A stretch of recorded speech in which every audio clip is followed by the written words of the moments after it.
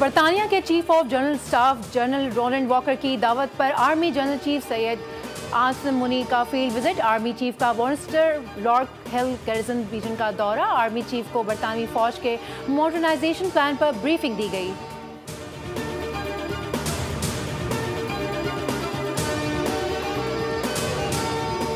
वज़ीर आज़म शहबाज शरीफ से अरकान कौमी असम्बली की मुलाकात। अरकान का हालिया मुआशी इस्तेकाम पर वज़ीर आज़म को खराज तहसीन। मुलाकात में मुताल्लिका हल्कों के अमूर पर भी गुफ्तगू।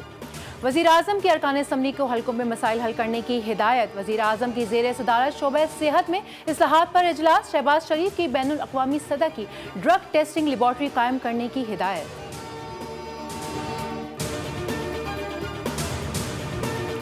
पाकिस्तान स्टॉक मार्केट में जबरदस्त तेजी। कारोबार के आगाज पर 700 से ज़ायद पॉइंट्स का इजाफा रिकॉर्ड। ट्रेडिंग के दौरान इंडेक्स 1,14,400 की सतह अबूर कर गया।